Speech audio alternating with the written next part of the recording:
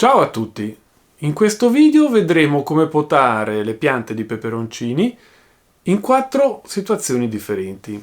Prima situazione, piante di peperoncino nate da poco, da un mesetto circa, alte 20-30 cm.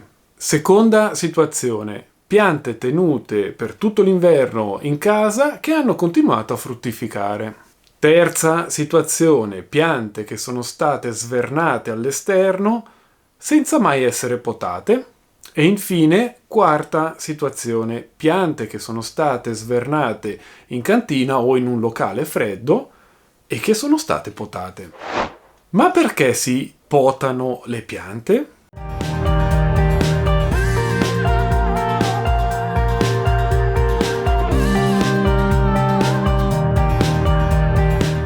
La potatura delle piante è una pratica con diverse finalità. Il controllo dell'altezza. Abbassare le piante troppo alte per facilitarne il controllo, la gestione e la raccolta dei frutti. L'aumento della produttività. Favorire la crescita di nuovi rami e germogli, aumentando la produzione di fiori e frutti. La prevenzione di malattie. Rimuovere i rami secchi e malati che possono essere veicolo di patogeni e funghi.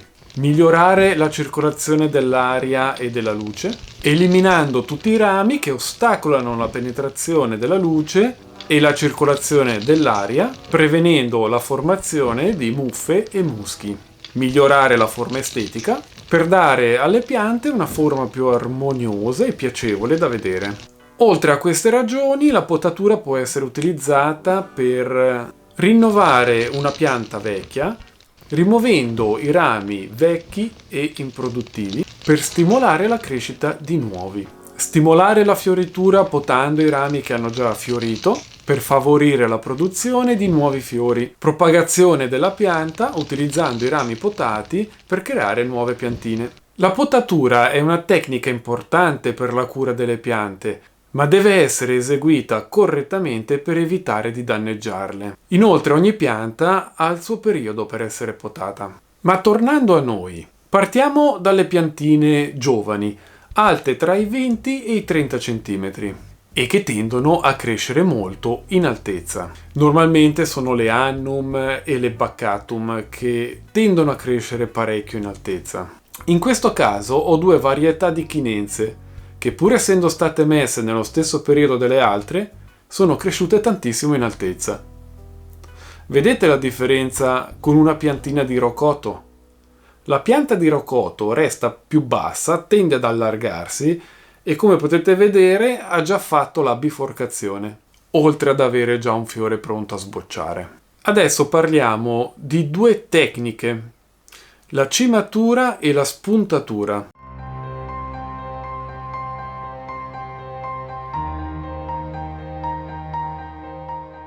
Quando tagliamo la cima, 2, 3, 4 cm, si dice cimatura. Questa pratica induce la pianta a emettere tanti germogli laterali e quindi ad allargarsi. Tuttavia, ho notato che la cimatura può rallentare la crescita complessiva della pianta.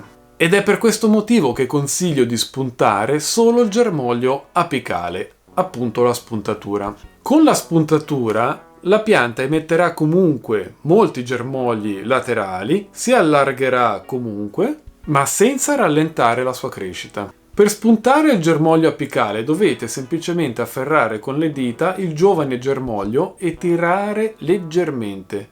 Si staccherà immediatamente.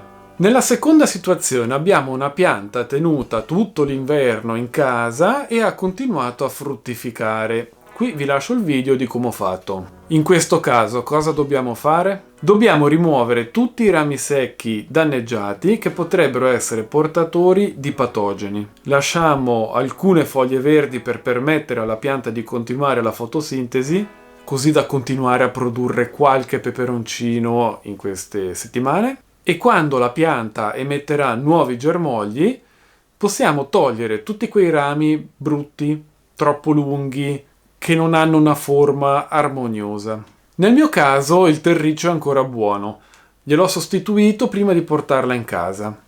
Quindi dal momento che durante l'inverno la pianta ha rallentato tantissimo, non avrà assorbito tutti i nutrienti contenuti nel terriccio e quindi io attendo prima di concimare la pianta. Nella terza situazione ho un Wild Brazil, un chinense, che stranamente, a differenza di quasi tutte le altre piante che ho tenuto all'esterno, è rimasta verde. Questa pianta non è mai stata potata, perché essendo che è rimasta verde, avevo paura che potandola andavo a perdere della linfa contenuta nei rami. In questo caso dobbiamo sostituire il terriccio della pianta e metterne uno nuovo. Ne ho già parlato in un altro video che vi lascio qui, perché bisogna pulire bene le radici e poi mettere il nuovo terriccio.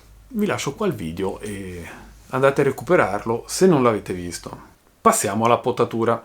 Dobbiamo eliminare tutti i rami secchi, tutti i rami danneggiati e tutti i rami che si intrecciano. Dobbiamo eliminare i rami che potrebbero ostacolare la crescita di altri o che appaiono malati. Utilizzate sempre delle forbici di potatura disinfettate con l'alcol al 70%. Ci sono dei spray in commercio, alcol al 70%. Pulite la lama, ci mettete sull'alcol e lo lasciate evaporare. Una volta evaporato, le forbici sono pronte per l'utilizzo. Questo è importante perché se utilizzate le forbici su una pianta malata potete portare questi virus o questi batteri sull'altra pianta che andrete a potare.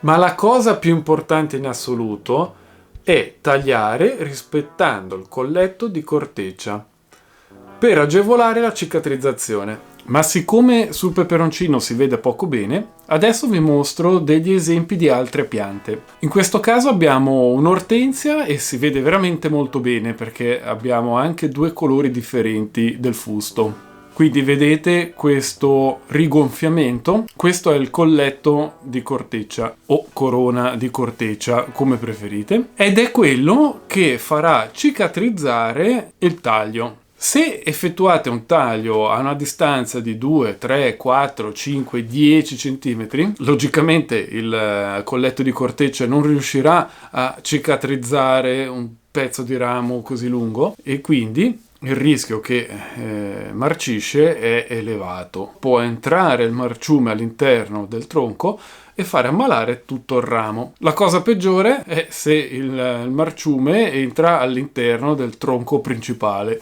A quel punto lì tutta la pianta sarà compromessa. Vi faccio vedere degli esempi di errori di potatura che potrebbero portare il ramo o addirittura tutta la pianta a morte certa. In questo caso abbiamo un rododendro dove ci sono stati in passato degli errori di potatura e qui potete vedere questi monconi che sono marciti e infatti dovrò pian piano rimuoverli, ma il problema è che il marciume è già entrato nel ramo e quindi prima o poi quel ramo sarà da eliminare. Il rododendro non è un grosso problema perché ha parecchi rami che partono dalla base e di conseguenza eventualmente si elimina il ramo e il problema lo si risolve. In questo caso abbiamo una pianta molto più grande, è una caccia di Costantinopoli, fa dei fiori stupendi, fantastici e purtroppo, come potete vedere, è stata potata in passato in maniera errata. Quel ramo che è stato potato è marcito e vedete il marciume come è entrato nel tronco principale, di conseguenza tutta questa pianta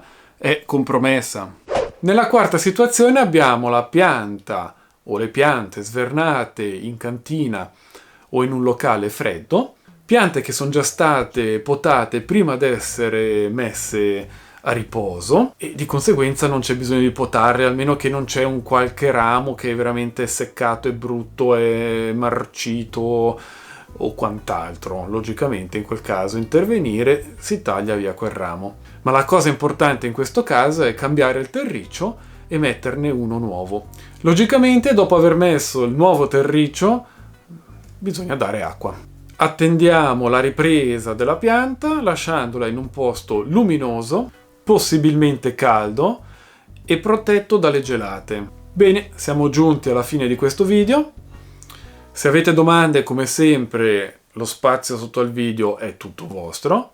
Grazie per essere stati con me questa domenica e piccanti saluti.